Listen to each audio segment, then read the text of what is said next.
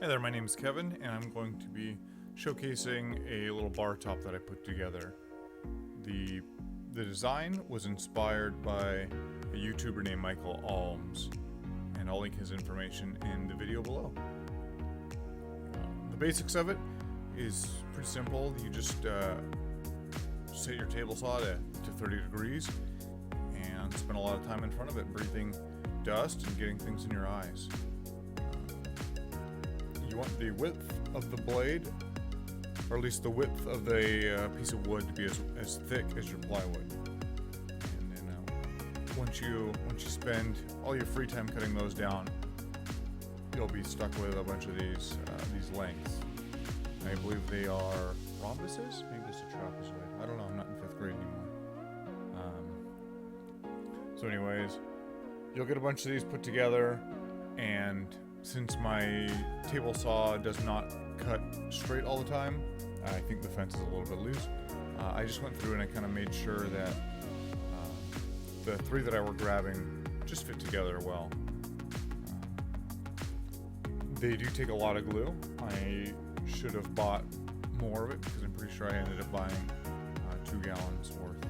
Not just for this table, but other things in general. But it does suck up a lot of glue because it's on the exposed part of this plywood here, and there are a lot of voids in it.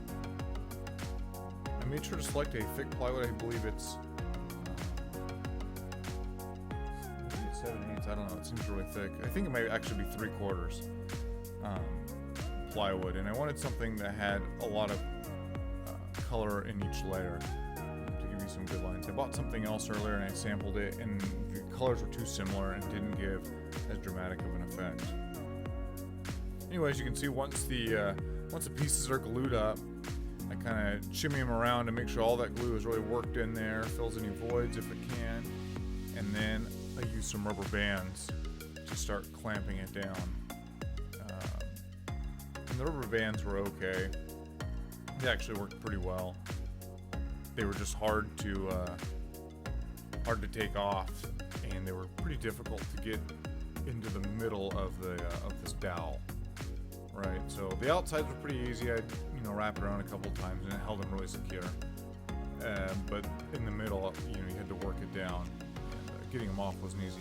Also, it was very difficult to reuse the rubber bands, so I ended up using a lot of zip ties instead, which was a lot easier, a lot less mess, and they were reusable. So here I've got a stop block set up to, I think it's 7/8 of an inch, maybe it's a little bit more. I can't honestly remember, but yeah, I just cut a ton of them. I'm actually cutting 2 at a time here because at the end I think I ended up cutting around probably around 800 or 900 of these things. The table top or the countertop only used 750 only, right? But going back, I think I would have cut them individually because there was a lot of variances in between them, even with my stop block. I think it just slowly moved. Or maybe I could have put in a more secure block instead of just some cruddy 2x4 I had laying around the floor. I've got a box down there that collects them, and I thought I had a big enough box, but really I should have gotten something even larger. I'm just trying to line things up and make it square. I think at this point it had slipped off the little support on the other side that was supporting it, and I didn't want to move anything, I guess. I don't know. The thing about this project is every one of those pieces really needed to be the same thickness. A little bit of preparation on that would have saved just saved me a lot of time sanding later. You can kind of see the cool design at the end on this dowel right there. So here I am, just sanding a lot. I don't have a bench sander, so I've just got this, what do they call this, belt sander clamped into a vise, and this was probably a mistake because there was no way to sand everything perfectly even, and so I had to go back and sand it some more once everything was all laid down together. Usually just put some headphones in and listen to a podcast or some music. So here it is. I actually have another sheet of plywood, something a little bit nicer, not as thick, that serves as the base of the table, and it's all glued down. I didn't nail anything in except for the very first one, which got cut out later, just as a basis, frame of reference. And then this is kind of what it looks like once it gets going.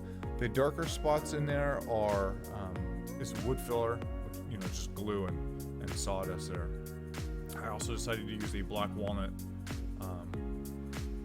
frame. I don't know what you would call it, but built a little black walnut frame to contrast it. I think it looks really nice. The frame actually cost more than everything combined. The plywood, it was pretty cheap. I think it was $30 for a sheet of it, and all the other materials. Maybe the glue might have been more expensive, but the outside was definitely the most expensive. I just coated it with a mineral oil. I think I put down two coats of it, and then a polyurethane finish to really protect it from water and such. It's been in our house for probably 2 or 3 months, and it hasn't shown really any signs of wear besides the mistakes that I made on it when I was building it. So, anyways, here it is in our house. I also added some undercounting lighting to give it a good little effect.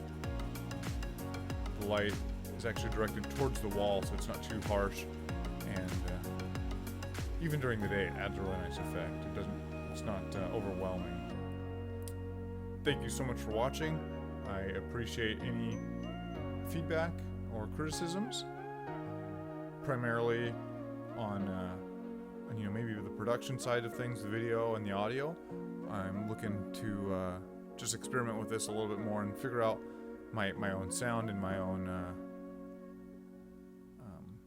look, I guess you could say. So yeah, any advice is welcomed. If you have any questions about the build or what I did or why I did it, you can leave a comment and I will get back to you, because you will probably be the only person to leave a comment. Thank you so much for watching, and I would hope to, and I would really enjoy making more of these videos when my time allows. So keep an eye out for that if you're interested. See you in the next one. Peace.